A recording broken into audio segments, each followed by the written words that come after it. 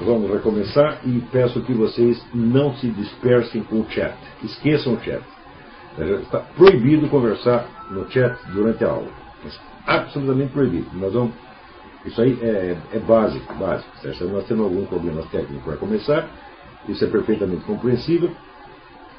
E vocês têm um pouco de paciência e, ao longo do tempo, consertaremos tudo isso e vamos pegando prática. Bom, voltando aqui ao conteúdo da aula, eu estava explicando que esta imagem de um eu ideal é o único critério que você pode ter para você alcançar algum dia algum tipo de objetividade no julgamento de si mesmo. Uma coisa que sempre me surpreendeu no Brasil é que, em geral, as pessoas não têm um plano de vida. É claro, durante muitos anos se acostumaram com uma vida social tão instável que acabam se prendendo, vamos dizer, no imediato, porque não conseguem ter uma perspectiva de vida inteira. Mas nós temos que vencer isso e não podemos seguir o estado de dispersão e caos do resto da sociedade.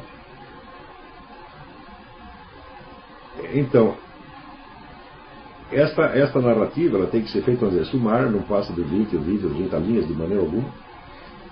Tá certo? E vocês vão me enviar cópias disso. Eu vou ler tudo isso aí, não importa quantas chega, eu vou ler isso aí. Não garanto que vá comentar uma por uma, por impossibilidade material óbvia. Mas farei alguns comentários gerais depois. Nós começamos com este exercício para que vocês tenham, desde o início, uma noção exata do tipo de conhecimento, do tipo de atividade intelectual e humana que é a filosofia. Todo o nosso curso é inspirado diretamente na pessoa de Sócrates. Isso não significa que nós teremos que ler aqui as obras completas de Platão e conhecer toda a atividade pedagógica de Sócrates. Não é isso. Nós estamos pegando, vamos dizer, uma certa imagem essencial e vamos tentar revivê-la nas nossas próprias vidas.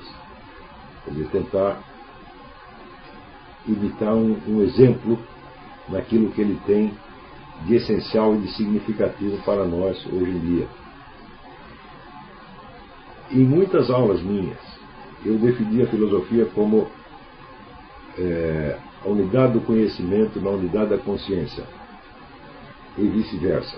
E aqui nesse curso nós teremos, vamos dizer, uma visão prática disso.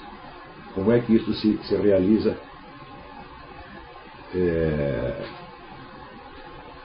na prática. Tá certo?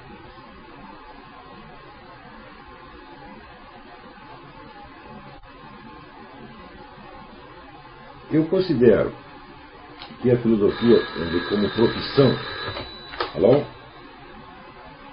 Alô?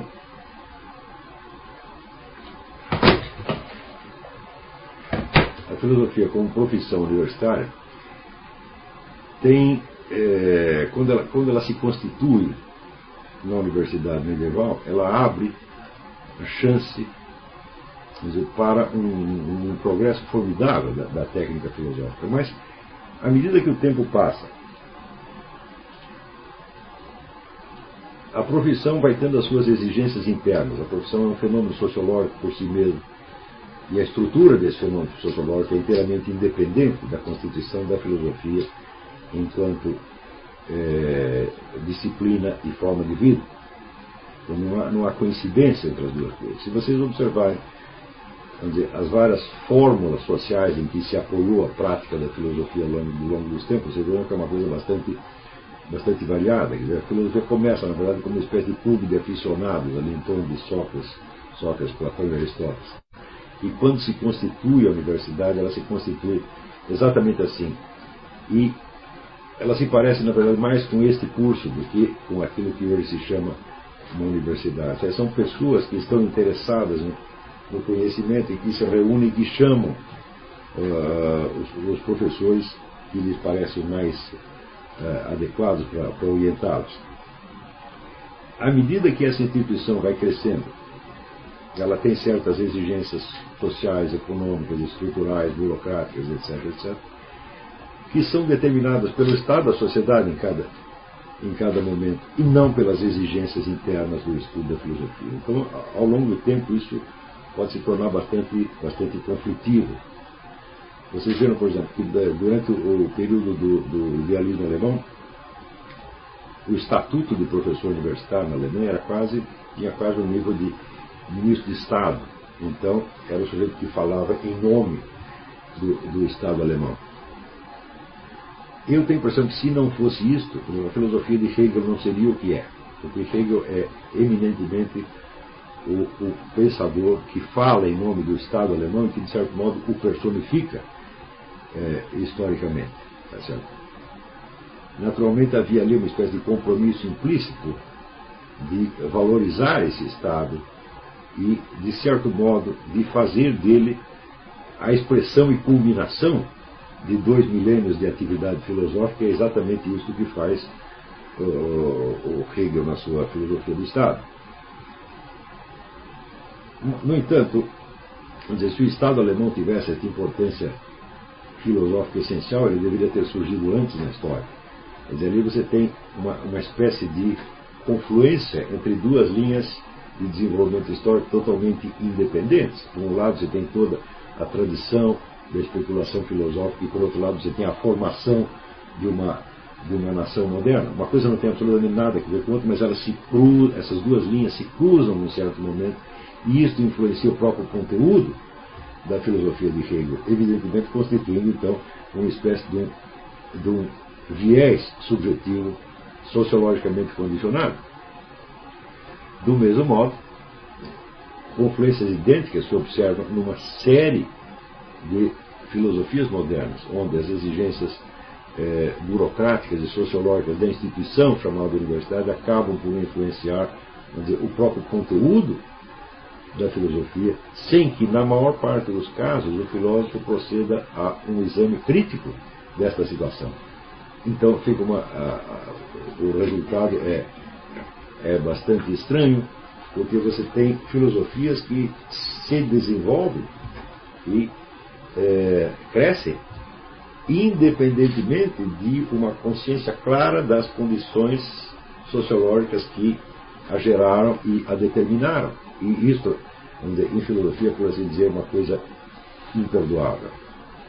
Mas você vê que, ao longo de toda a atividade de Sócrates, a coisa que ele mais faz é examinar precisamente as condições sociais e políticas imediatas nas quais ele vive e nas quais se desenrola aquele diálogo.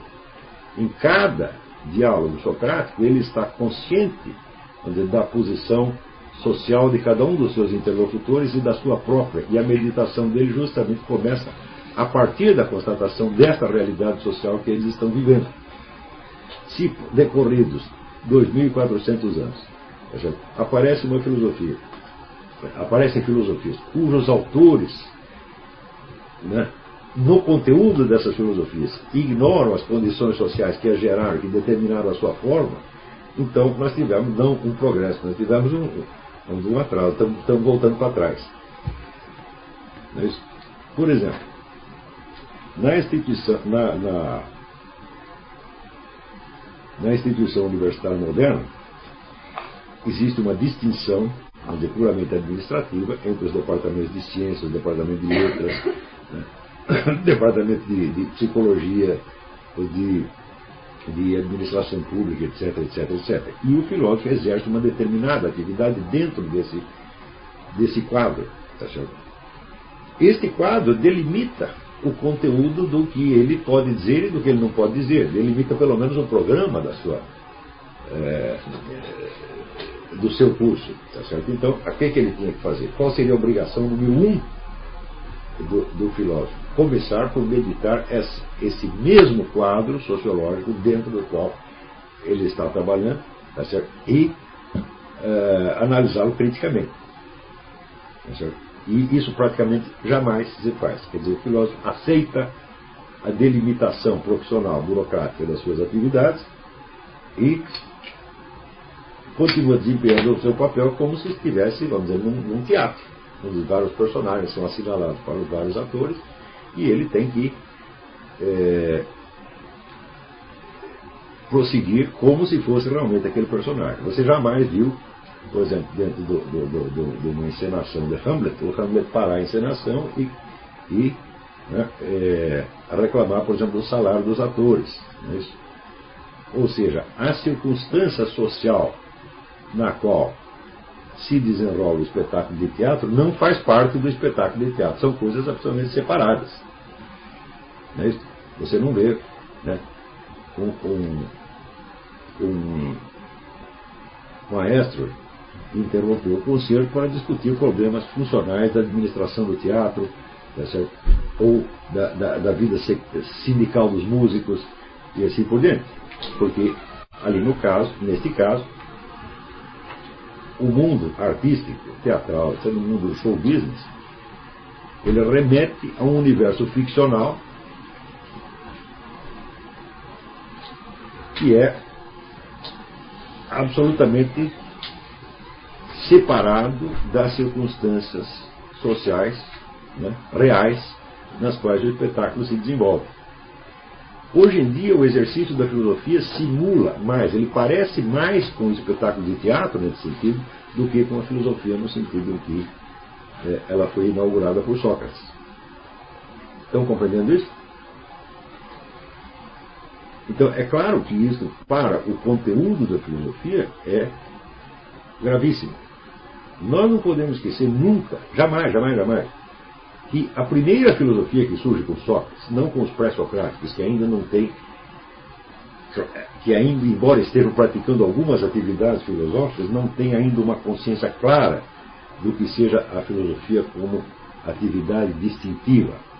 Mas nós não podemos esquecer que com Sócrates a filosofia começa como filosofia política, ou seja, começa como meditação e análise crítica, não só da sociedade em geral, mas da própria situação social dos seus interlocutores. Eu me lembro, por exemplo, na cena do banquete, né, em que Sócrates vai dormir, então chega Alcibíades e lhe faz uma proposta indecorosa, tá certo, de ter uma relação homossexual com ele, e Sócrates diz: isso aí não é para filósofos, isso aí é para vocês que são gente chique, tá certo? Nesta frase você tem já toda uma descrição da situação social concreta do filósofo, em face dos seus alunos, que eram membros da classe dominante, da classe rica de Atenas, tá certo? Quando que você hoje verá, vamos dizer, um filósofo meditar a partir da situação social concreta de seus alunos? Não é isso? Jamais. Então, por exemplo, ontem mesmo eu estava assistindo o filme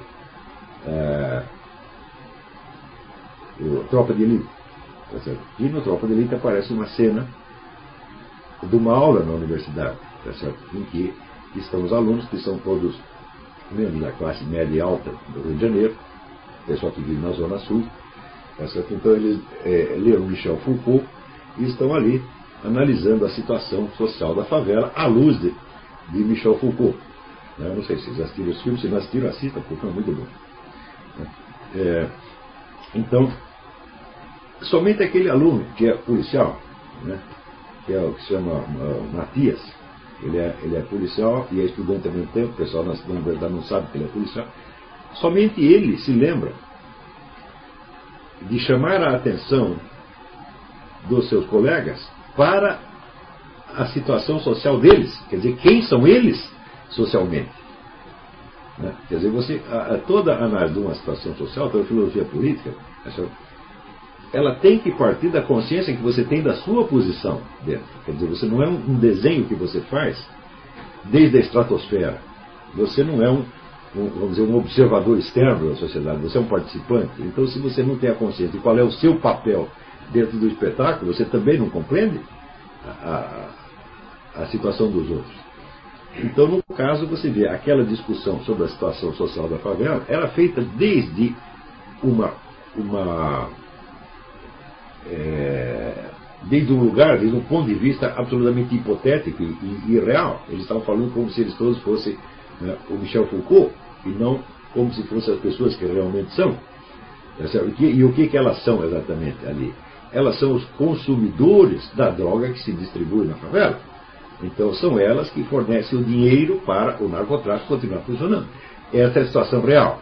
E aquele personagem, o Matias, é o único que tem consciência disso. Tá certo? Então, você vê que esta é uma situação comum na nossa universidade. Tá certo? E isso expressa exatamente a antifilosofia na sua expressão mais radical, mais estúpida e mais acachapante. Tá certo? Então, isso é o que nós não podemos aceitar de maneira alguma. Tá certo? E, nesse sentido, nós vemos que a instituição universitária ela tem contribuído, antes é para sufocar a verdadeira vocação da filosofia. Se bem que, quando aparece dentro dessa instituição algum homem de gênio, de gênio, quer dizer, não apenas uma pessoa excepcionalmente inteligente, mas uma pessoa com personalidade extremamente forte, às vezes ele consegue torcer a situação, vamos dizer, em seu favor. Isso aconteceu aqui com Eric Wegener. Eric Wegener cria dentro da universidade uma situação muito específica, muito peculiar, que é dele mesmo. Quer dizer, utilizando-se dos recursos da universidade para fazer uma coisa que dentro da própria universidade não se encaixava de maneira alguma. Tanto não se encaixava, quer dizer, tem um episódio muito engraçado na vida de Eric Wegener, quando ele vai para Munique, na Alemanha, e dá a sua primeira conferência de ciência política, né? Então havia lá um famoso sociólogo alemão, que eu não me lembro do nome qual, não, mas era o sociólogo alemão mais famoso. E quando terminou a conferência, o sujeito estava absolutamente perplexo. Ele disse, mas que raio de filosofia política é essa? Ele não falou da legitimidade, ele não falou da democracia, ele não falou dos direitos humanos. Eu não sei do que ele está falando, é outro assunto. Entendeu?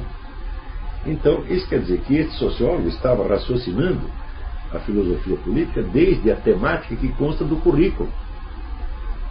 Ao passo que Eric Wegener faz exatamente o contrário, quer dizer, ele vai analisar toda a situação política a partir da experiência real dos seres humanos enquanto buscadores de conhecimento sobre a própria sociedade, de modo que, até certo ponto, no filósofo que raciocina sobre a constituição política da sociedade, é a própria sociedade que toma consciência de si mesma, naquele indivíduo, e busca compreender a sua ordem interna. O que, evidentemente, não pode ser feito a partir de conceitos já estratificados, como legitimidade, democracia, direitos humanos, etc, etc.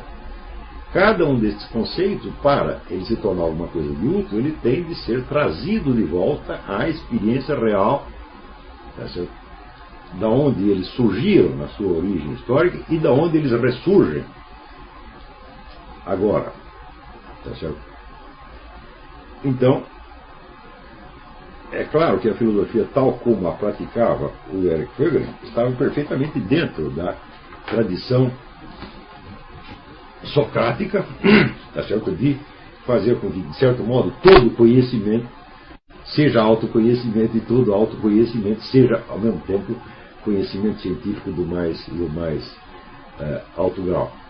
E isso é uma coisa que, dentro da instituição universitária, é extremamente difícil fazer, porque você tem já toda uma estratificação de papéis sociais, determinando já de antemão a temática, o enfoque, etc, etc, etc. Exigências, por assim dizer, disciplinares. Também eu me lembro quando veio para os Estados Unidos um sujeito chamado Eugen Rosenstock. Ninguém sabia o que fazer com o Rosenstock, eles não sabiam em que departamento colocá-lo. Porque nós vamos colocá-lo na faculdade de filosofia, sim, mas ele fica falando só de direito, do esquema de propriedade, etc. Então vamos colocar na faculdade de direito. Não pode, porque ele só fica falando de psicologia. Então vamos colocar na psicologia. Não pode, porque ele só fala de teologia. Então não sabiam o que fazer. Pelo simples fato de que o Rosenstock estava realmente tentando, compreender a sociedade desde a sua própria posição na sociedade e desde a posição dos seus alunos nossos livros. Então, ontem mesmo também eu estava conversando com um amigo que se referiu ao Alan Keyes, né? E disse que o Alan Keyes estava um pouco perplexo porque eu havia considerado Nietzsche um filósofo de segunda ordem, e o Alan Keyes queria saber por que eu pensava isso. É muito simples. Nietzsche, apesar do seu talento absolutamente formidável, jamais dominou a técnica filosófica. Quer dizer, quando eu disse isso, o meu amigo disse: mas o que é a técnica filosófica? Ele é muito simples. A técnica filosófica é a técnica de você converter os conceitos gerais em experiência existencial efetiva e vice-versa. Se você não sabe fazer isso, então você, quando está no mundo dos conceitos, você está raciocinando só sobre coisas que não existem. E quando você está no mundo da existência, você não está compreendendo nada. Quer dizer, por um lado tem uma existência opaca, obscura, caótica. Por outro lado, existe uma estrutura conceitual que não tem relação efetiva com a experiência, né, do próprio filósofo. Tá certo? Eu vejo, por exemplo, quando Michel Foucault, né, escrevia aquelas coisas no livro Vigiar e Punir sobre o sistema opressivo que intimida as pessoas, etc, etc. E saía dali, ele ia num clube de sadomasoquismo para levar chicotada. Tá certo? Como é que ele relacionava uma coisa com outra? Se eu participasse de um clube de sadomasoquismo por 10 minutos, eu teria o que pensar filosoficamente pelo resto da minha vida, porque eu ia ter feito uma tal confusão, né, que eu ia ter um tema para especular pelo resto da minha vida. Tá certo? Agora, o Michel Foucault jamais parece ter pensado filosoficamente sobre isso. Mas, quer dizer, se ele apreciava tanto ser oprimido, ser intimidado, etc, etc., então por que ele achava tão horrível que a sociedade tivesse um sistema de intimidação? Essa seria a primeira pergunta que eu faço, né? Quer dizer, se eu gosto de apanhar, por que eu reclamo que as pessoas batem umas nas outras? É um tema óbvio, tá certo? No entanto, você não verá, vamos dizer, em toda a obra do Michel Foucault uma meditação séria sobre este ponto. Tá certo? Vocês viram que nos diálogos socráticos é constante a referência de Sócrates à sua própria experiência e à experiência vital dos seus interlocutores. Ele os conhece pessoalmente, ele sabe, cada um conhece o pai, a mãe, sabe de onde o sujeito veio, a vida de cada um, e ele sempre raciocina, vamos dizer, a partir disso. Ora, uma vez na Universidade de Brasília, o meu amigo José Oswaldo Mira Pena, embaixador, que estava dando lá uma aula de filosofia política, ele fez um teste com os seus alunos. Ele perguntou a que classe social eles pertenciam. Né? Parentes, eram todos filhos de burocratas. Brasília, a cidade só tem burocrata. E eles responderam tudo. Burguesia, proletariado, né? Clero, responderam tudo, menos burocracia. Ou seja, você tinha uma classe inteira de estudantes universitários que ignoravam a sua própria classe social e, no entanto, tinham uma série de opiniões, né, sobre a estrutura de classe, sobre a economia, a luta de classe, etc, etc. Quer dizer, aí a alienação começa a se tornar uma coisa cômica. Tá certo? E evitar esta comédia é justamente o nosso objetivo aqui. Tá certo? Então,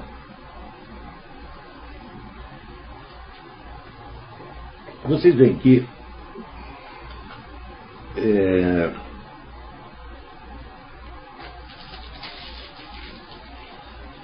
esta ligação muito íntima, esta quase identidade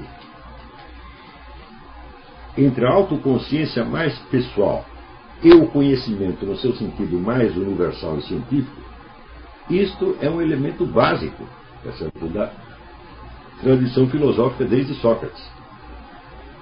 Isso se torna particularmente claro com Santo Agostinho.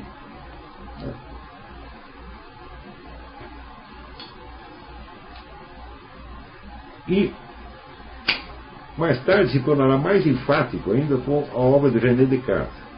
Certo? O que faz Santo Agostinho? Santo Agostinho está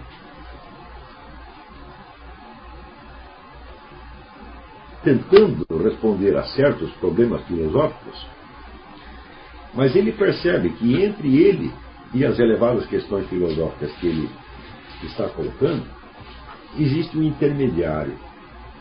Quer dizer, ou seja, ele não está enfocando esses conceitos filosóficos tal como um anjo olharia as ideias platônicas.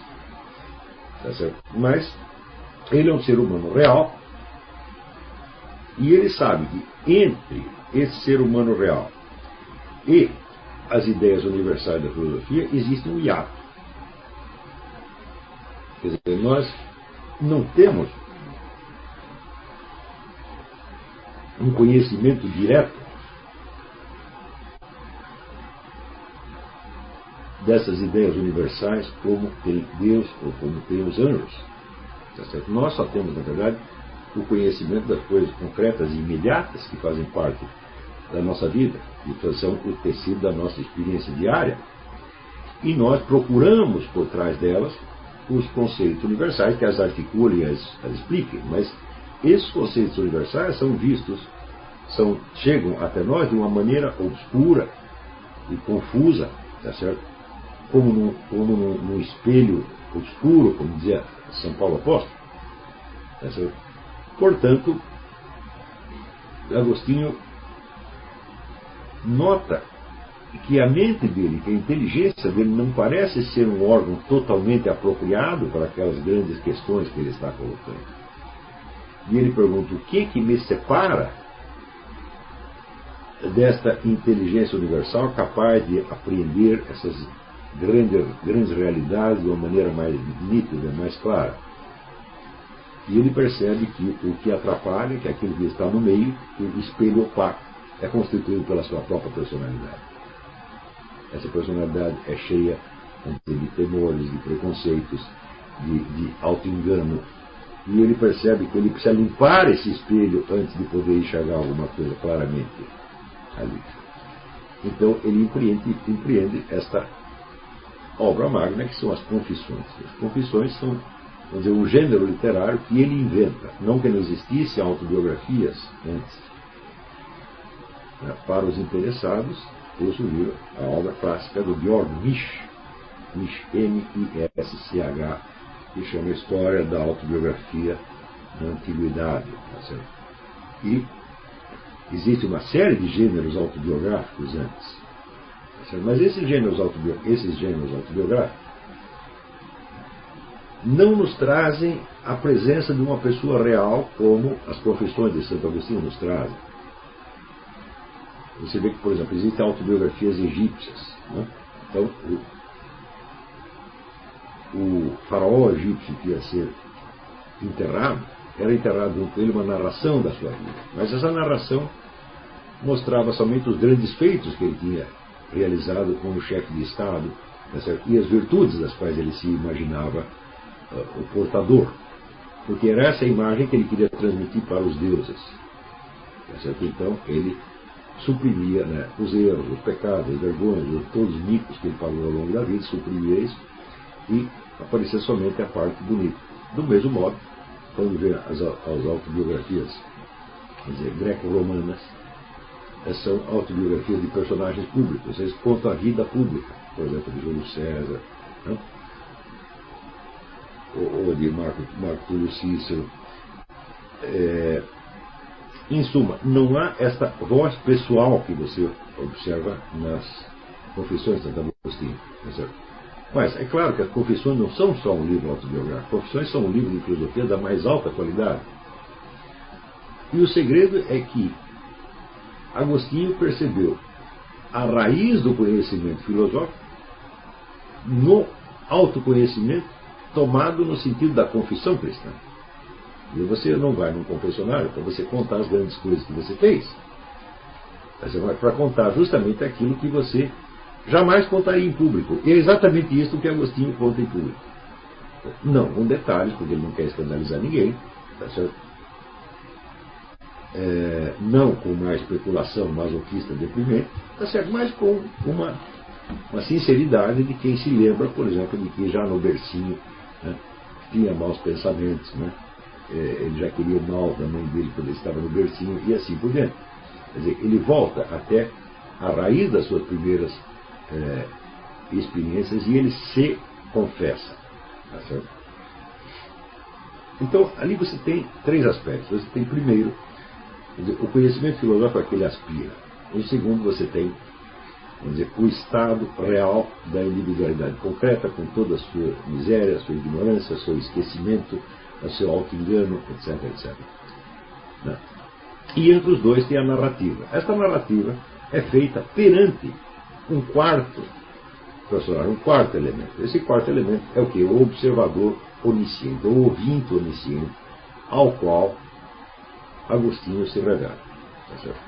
Porém, como esse observador, esse ouvinte é o onisciente, é o próprio Deus, então Agostinho sabe que não está contando nenhuma novidade.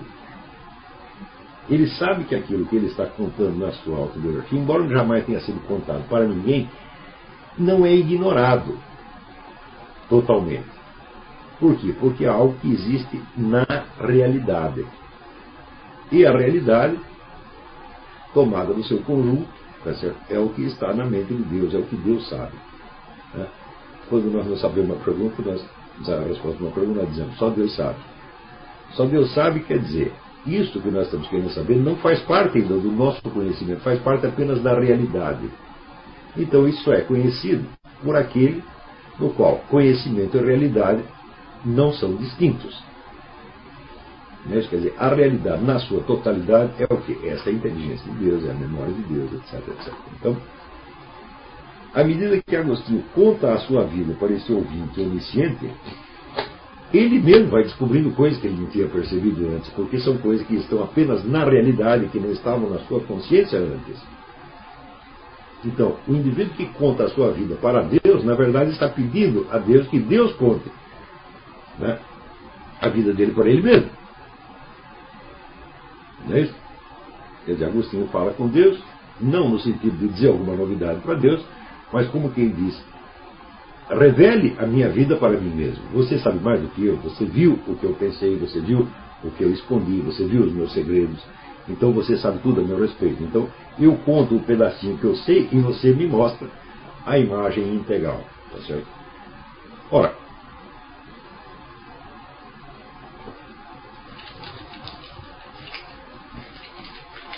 este confronto entre a experiência individual e o observador onisciente, isto é a própria base da filosofia. É isso exatamente o que o próprio Sócrates fazia. Quer dizer, ele colocava as questões, né, da vida real, sua e dos seus interlocutores, tá certo? Em face da consciência divina, em face da inteligência divina. E permitia que essa inteligência divina fosse mostrando a ele e aos demais aquilo que eles não tinham percebido no começo.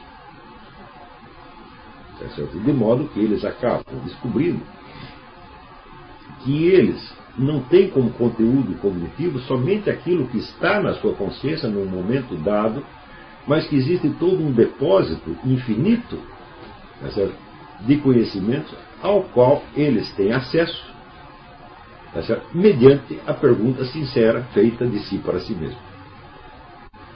Estão compreendendo? Ora, toda essa parte da autoinvestigação, hoje, ela está totalmente excluída da filosofia.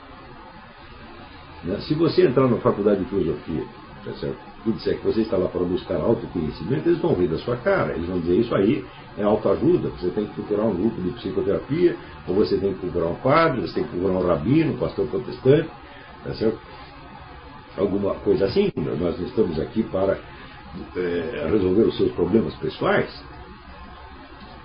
Ora, que raio de filosofia nós podemos obter se nós fazemos, desde logo, abstração da pessoa concreta que está buscando o conhecimento? Só pode sobrar, vamos dizer, uma encenação, só pode sobrar, vamos dizer, o desempenho de um papel burocrático, tá certo, determinado por circunstâncias alheias ao próprio processo filosófico. Não é isso? Então, por exemplo, se você aqui, dentro do meio anglo-saxônico, que é determinado, vamos dizer, em quase 70% pela chamada filosofia analítica, né?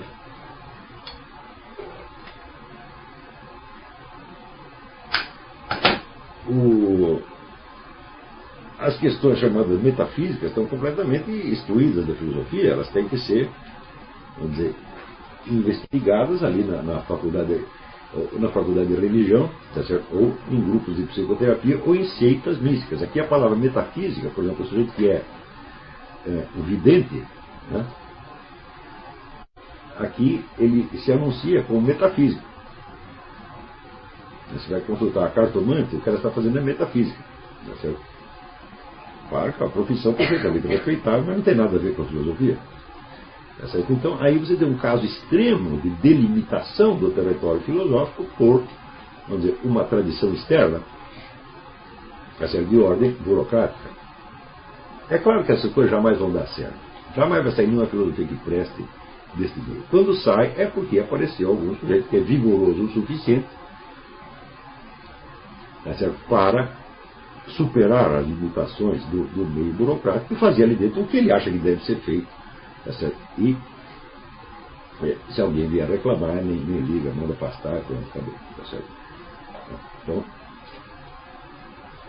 quer dizer, se alguém não entendia o que Eric Froben ou Eugen Rosenthal estavam fazendo, eles não queriam nem saber. Eles continuavam ensinando do seu jeito. Tá certo? Então, no meio brasileiro, essa situação é ainda mais agravada, tá certo? Pelo fato de que existe uma espécie de ortodoxia política que domina as nossas universidades, tá certo? E que é uma coisa rasteira, brega, estúpida, a tal ponto que nem merece comentar. Ainda me recordo quanto a isso, ao próprio filme, vamos dizer, Tropa de Elite, tá certo? Onde uma opinião ligeiramente divergente, uma visão ligeiramente diferente, essa sim baseada na experiência, que é a do policial que está ali assistindo a aula, né? É rebatida não como num debate normal, mas com uma gritaria geral da classe, um protesto geral da classe. Então você tem ali uma atmosfera como se fosse, vamos dizer, de entusiasmo militante, tá certo? Que não tem absolutamente nada a ver com a busca do conhecimento, nem mesmo nesse sentido diminutivo que caracteriza a universidade em geral. Nós vemos que nos últimos 20 ou 30 anos houve um empreendimento, vamos dizer, de destruição sistemática da cultura superior no Brasil. E não sobrou absolutamente nada. Quando nós comparamos o Brasil dos anos 50, que tinha lá 30, 40, 50 grandes escritores, né, cientistas sociais de primeiro plano, filósofos importantes como Mário Ferreira dos Santos, Vicente Ferreira da Silva, né, hoje em dia nós não temos nada. Né? Então,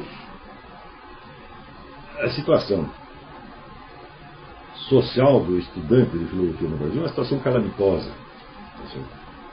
E por isso mesmo é que apareceu este curso. Quer dizer, o fato de ter vindo tanta gente para este curso já é, ele mesmo, um sintoma de que a instituição universitária não está atendendo, já, não digo os mais altos propósitos da investigação filosófica, mas nem mesmo aqueles seus propósitos burocráticos usuais. Então eu queria que vocês tomassem desde já consciência de uma coisa extremamente importante. Vocês têm que meter isso nas suas cabeças. Se houver uma cultura superior no Brasil daqui 20 ou 30 anos, será devida a vocês e exclusivamente a vocês. Vocês têm o destino de uma cultura superior inteira nas suas mãos. São só vocês que vão fazer. Por quê? Não é por nada não. Tá certo? Como diria o Lula, não é para me gambar. Tá certo? Mas eu sou o único educador que existe nesse país. Os outros não são. Os outros são todos charlatães, vigaristas, tá certo? cabos eleitorais, é isso que eles são. Não há mais nenhum educador no Brasil a não ser este que vos fala. Tá certo? Então, como diz, isso aqui é chance única. Se não sair daqui, não vai sair de parte alguma. Então está nas suas mãos. Certo? E este curso foi feito para isso. Eu creio que a única esperança do Brasil é formar agora, já urgentemente, uma nova elite intelectual capacitada, tá certo? Para compreender a situação real, discuti-la e criar uma atmosfera de circulação, vamos dizer, de ideias que sejam um pouco mais luminosas, tá certo? Dentro da qual, mais dia menos dia, possa surgir também uma discussão política um pouco mais esclarecida do que nós temos hoje. Hoje nós estamos em plena atmosfera de obscurantismo. O obscurantismo significa o seguinte: você tem que repetir a mesma bobajada politicamente correta e tem que repeti-la de todo o coração, com sinceridade, gritando. Entendeu? Senão não vale. Tá certo? Então, o que se pode esperar disso aí? Só besteira. Não vai sair mais nada. Então, meu filho, vamos deixar esse pessoal da universidade continuar brincando, ele que tem verba estatal para fazer isso, às vezes não é nem verba estatal, às vezes são eles que não estão pagando para participar dessa brincadeira, então vamos deixar eles com a brincadeira e vamos fazer a nossa parte. Nós, aparentemente, não teremos a recompensa social que esse pessoal tem, vamos dizer que é um diploma, um certificado, uma autorização estatal para o exercício de certas profissões. Note bem, eu exerço essa profissão e nunca pedi uma autorização estatal e a recusaria se me oferecesse. Várias vezes o Bruno Tolentino veio para mim e falou: não, nós temos que arrumar um título de doutor honoris causa para você, para, né, legitimar você perante a USP. Eu falei: escute, quem vai assinar essa porcaria? Você tem certeza que o sujeito que vai assinar isso está qualificado para ser meu aluno? Não, então eu não quero isso. Eu não quero porque vai me desonrar, vai me rebaixar. O dia que eu tiver que ser reconhecido por uma porcaria que nem a USP, onde se considera que Marilena Chaui é a grande filósofa, está tudo acabado. Está tudo realmente acabado. Tá certo? Ou seja, eu não fiz tudo o que eu fiz, eu não me esforcei tanto, eu não me estudei tanto, desde a minha adolescência, eu não passei noites em claro, tá certo? Estudando, para no fim colocar o meu servicinho lá na mesa da dona Marilena e perguntar: o que a senhora acha? Estou aprovado, professora? Eu não vou fazer isso. Isso é uma palhaçada. Eu não posso me submeter ao julgamento dessa pessoa. Quando havia filósofos qualificados no Brasil, né, é claro que eu coloquei o meu trabalho no julgamento deles, tá certo? Sobretudo o Stanislau dos Anjos e o Miguel Reale, que é uma pessoa que realmente tem um domínio da técnica, sabia o que estava fazendo, eles sabiam que era um filósofo, tá certo? E esses dois já me deram toda a aprovação que eu poderia querer. Depois disso, não houve mais nada. Né? Eu me lembro numa época, eu estava lá fazendo um trabalhinho para a Top Books e escrevi 4 orelhas de livros a pedido do Zé Mário Pereira. Eram 4 livros maravilhosos, os melhores livros que saíram naquele ano, e os autores eram todos octogenários. Estavam entre 80 e 90 anos. Então, a hora que eu vi isso, eu falei: então o Brasil acabou. Porque quando, né, o topo da elite intelectual só tem homens de 80 anos, então a geração seguinte já não tem mais nada. Vamos morrer esses caras. Acabou a brincadeira. E é exatamente o que aconteceu. Os octogenários foram morrendo. Né? Octogenários, nonagenários, às vezes Miguel Reale morreu Roberto Salles. Né? E assim por diante. Né? O nosso embaixador José Oswaldo Mena Pena Graça, ele está vivo e um milagre. É o sujeito que ele está com 90 e tantos anos, né? E ele está escrevendo cada vez melhor. Um negócio inteiramente absurdo. Fala: mas isso aí acontece no Brasil por misericórdia divina, para não deixar acabar tudo, então prolonga, né? Deus prolonga a vida do homem, né? Para não deixar acabar. Então, mas a diferença entre os homens de 90 e os homens de 60 é hoje uma coisa brutal. Se você pegar os homens que estão com 90, você tem, vamos dizer, mestres do ofício ou filosófico ou literário, tá certo? Como o próprio Roberto Salles, como o Miguel Reale, e muitos outros. E na geração seguinte você tem aí, né, Luiz Fernando Veríssimo, Paulo Coelho, etc, etc. São os homens de 60 anos de idade, os homens da minha idade. Tá certo? Então, acabou. Acabou. Tá certo? E quando eu fui batizado com esse nome do lado, quer dizer, é uma palavra norueguesa que significa sobrevivente, Deus sabia o que estava fazendo, porque, lamento, sobrou só eu. Morreu todo mundo. Tá? Então, aqui é chance única. O destino cultural do Brasil está na sua mão. Então é por isso que é exigido do pessoal esses compromissos de ir até o fim do curso. Eu não sei exatamente o quanto vai durar, eu calculo algo entre 4, 5 anos. Tá certo? Pode ser mais, pode ser menos. Eu exigi esse compromisso de permanência até o fim, porque isso aqui é uma coisa muito séria. Isso aqui não é somente um cursinho de filosofia. Tá certo? Como eu disse, eu não sei se nós aqui, vocês estão aqui por interesse em aprender, por interesse em conhecer, por amor ao conhecimento. Tá certo?